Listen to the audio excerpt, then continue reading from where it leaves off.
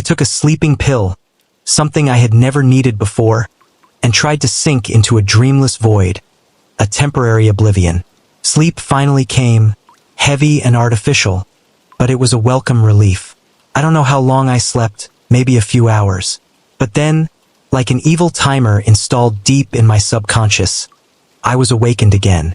The room was still bathed in harsh artificial light from the lights I had left on. But something is wrong. A terrifyingly familiar feeling is creeping back. The cold. It doesn't come from the hotel's air conditioning system. It seeped through the thick blanket, through the clothes I still wore when I slept, touching my skin like icy fingers. And then my eyes opened. I don't need to look at the clock on my phone next to my bed. I know. Somehow, I know exactly what time it is.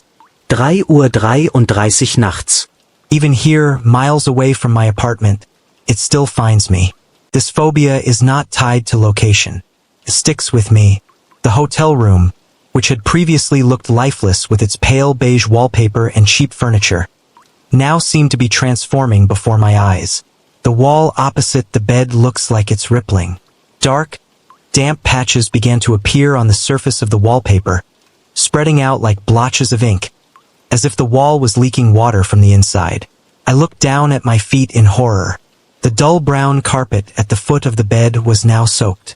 The water seeped through the carpet, cold and sticky, pressing between my toes as I unconsciously cringed. That scent returned, stronger in the enclosed space of the hotel room. The smell of ancient sea salt, rotting wood, and rusty metal. The smell of the deep ocean, of decay and oblivion. I sat up in bed, my heart pounding in my chest. The armchair I used to block the main door remained in place, not moving at all. The locks are still firmly fastened. Whatever is here with me, it did not use conventional means to enter. It doesn't need a door. My eyes were drawn towards the bathroom door. Before I went to sleep, I definitely remember leaving it ajar. But now it is closed. And from behind that door, a new sound rang out, blending into the oppressive silence of the room. The sound of dripping water, regular and precise like a ghostly metronome. Tick, tick, tick. The sound was small but echoed in my head like the sound of a hammer. My breath caught in my throat. My lungs suddenly felt heavy, as if they were filled with thick liquid instead of air. The familiar feeling of suffocation came back. The bathroom door handle, a cheap round metal knob, began to turn. Slowly, slowly, without a warning sound. It rotated to the right, then stopped. A small click sounded when the inner door latch was opened. I was completely numb. I can't move. I can't scream.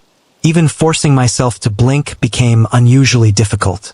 I could only sit there, on the increasingly damp bed, my eyes wide open, staring at the bathroom door that was slowly opening. Steam rose from the slowly widening gap in the door. Not the comforting warmth of a hot bath. It was a cold, thick vapor, carrying the smell of salt and decay stronger than ever. The mist obscured my vision, but through it, I saw it. That silhouette, a little denser, clearer than what I saw through the camera, but still translucent at the edges, as if it were struggling to maintain its physical form in our world. It stood in the bathroom doorway, water continuously pouring from its old navy uniform. Water flowed from the worn sleeves, from the high collar, from what should have been the matted hair on his head. The water formed a large puddle that was spreading across the bathroom floor and began to spill onto the carpet outside. It was still clutching the rectangular box to its chest. Under the yellow light of the hotel, I could see the details on the box more clearly. As I guessed, it was an ancient music box, carved extremely delicately. But the carved images are not of peaceful countryside scenes or playful angels. It was haunting maritime scenes. Ships fighting fierce storms, mermaids with blank eyes dragging sailors into the abyss, and strange sea creatures, part fish, part monster, that I couldn't recognize. The bronze details used to hold the pieces of wood together have dulled green from time and salt water. A small key, also made of bronze, protruded from one side of the box. The figure took a step towards me, exiting the bathroom. Another wave of water rushed out, flooding around his heavy, wet boots. Language crash, slap, It rang again, closer, clearer. It stopped a few feet from the foot of the bed. Then, with a slow, almost ceremonial movement, he held the box forward in his pale, ashy, swollen hands. Hands with nails black from rot. My voice finally escaped, but it was only a hoarse whisper, trembling with terror. What do you want? I stammered. Why me? The figure did not react. It has no mouth to speak, no eyes to express emotions. It just kept holding the box out as an offer, or perhaps a request. A wordless request, but carrying the weight of a century submerged at the bottom of the sea. It goes one step further. Crash, slap. I instinctively backed away, crawling on the damp mattress until my back touched the hard wooden headboard. There was nowhere to retreat anymore. I was cornered, both physically and mentally. The figure stopped at the foot of the bed. With deliberate slowness, he carefully placed the music box on top of the mattress. Then, it gently pushed the box towards me, sliding on the wet bed sheet. I could feel the coldness of the box even before touching it. A bitter cold was spreading from the box's location, seeping through the blanket, touching my legs, making them numb. A strange pull, an inexplicable urge, forced me to reach out, not out of curiosity, but more like a deeper command, an internal compulsion, as if refusing would bring far worse consequences than obeying. My trembling fingers touched the cold metal of the box. A light jolt of electricity ran down my arm, causing my whole body to shiver. The box was much heavier than its size, and its surface was rough, covered with what looked like crystallized salt and barnacles that had hardened from decades on the seabed. The small brass key on the side of the box turned with surprising ease under my fingers. Almost no effort required.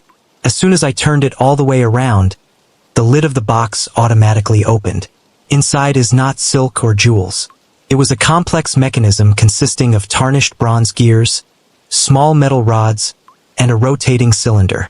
On top of the rotating pillar is a tiny statue, a sailor, wearing the same military uniform as my uninvited guest, with a solemn posture, as if he were patrolling the ship's deck.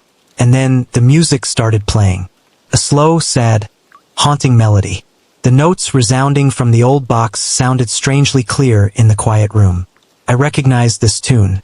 Somehow I know it, even though I'm sure I've never heard it before in this life.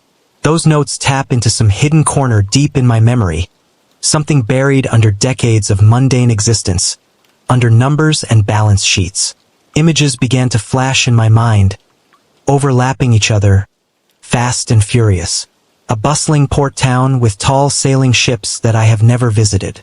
A particular ship with white sails billowing in the wind, then tattered and torn in the middle of a terrible storm. A cramped captain's room, filled with old maps, bronze navigational instruments, and a large compass. The image of a rebellion, angry and desperate faces in the flickering storm lights.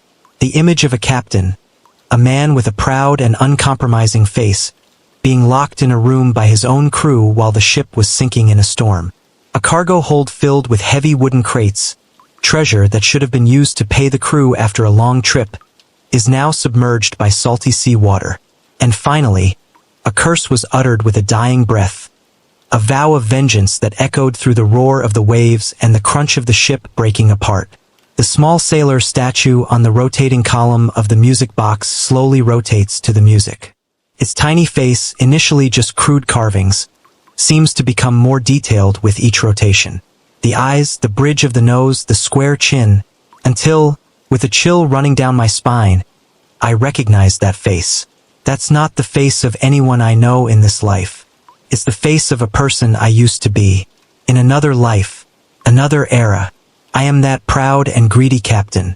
The music suddenly stopped, leaving behind a heavier silence. The ghostly figure standing at the foot of my bed wavered violently. The shape became clearer momentarily, and for the first time I could see its face. Or rather, what's left of a face after a century of erosion under the pressure of the ocean. The eye sockets were empty but seemed to stare straight at me.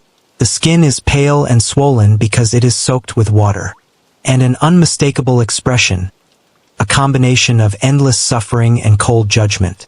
Recognition hit me like a physical punch.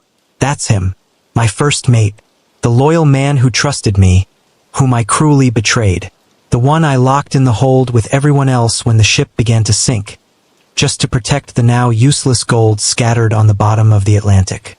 His soul crossed time and space to find me. The ghost of the first mate raised a wet, swollen hand, pointed at me. Then he pointed to the music box lying on the bed, between us. And suddenly, I understood everything, with a terrifying clarity and inevitability. This is no ordinary haunting. This is not an idle curse. This is a calculation, an unpaid debt. A balance needs to be reestablished in the cosmic ledger. I had left the hotel just as dawn was breaking, leaving the room wet and cold. But I know that geographical distance no longer means anything. My guest has found me across the centuries. It will definitely find me no matter how far I run. I returned to my apartment 703, pulled back by the same invisible, unshakable force that had connected us in the first place. The apartment was still the same, eerily quiet in the daylight. The security cameras are still in the same position, lifeless electronic eyes. But I don't need them to confirm anything anymore. I knew the truth, and I know what I have to do. That night, I didn't try to fight sleep. I didn't lock the bedroom door, nor did I block the chair against the doorknob. I don't leave the lights on. Instead, I did something else. The music box had, somehow inexplicably, reappeared on my bedroom nightstand, even though I was sure I had left it at the hotel. I placed it there neatly, the lid closed. I took a shower and changed into clean pajamas, but not the nicest clothes like people usually wear when preparing for death. I don't think I'm going to die, but I know my old life is over. I lay down on my bed at midnight, my arms folded across my chest, like someone ready to accept my fate. I closed my eyes, but didn't sleep. I wait. At exactly 3:33 a.m., I opened my eyes. He was standing there right at the foot of the bed. But this time, something is different. He is no longer dripping. The navy uniform looked clean, almost new, as if before the fateful storm struck. And his face. It was no longer a face swollen and disfigured by seawater. It was the face I remembered from the images flashing from the music box. A rather young, handsome face, with straight and serious eyes. He looked at me, not with hate or anger, but with a solemn, almost sad judgment. He pointed again to the music box on the nightstand. I nodded slowly. I finally understand. I have a debt to pay. Not with my life now, but with the rest of it. The music box's haunting melody doesn't just stir up memories. It also contains a code. The coordinates lead to the location of the shipwreck, the final resting place of the 27 honest people I sent to death.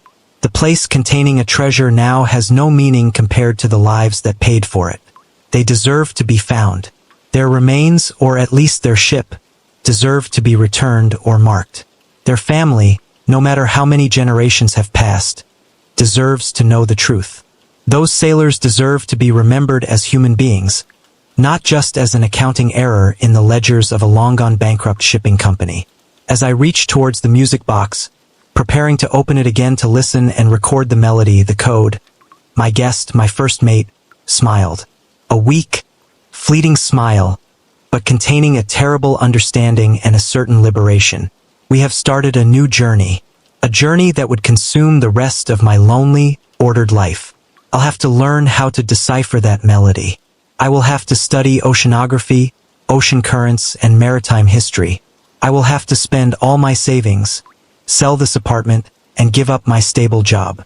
I would become a haunted man, a man chasing a ghost and a ghost ship. People who once respected me would probably call me crazy.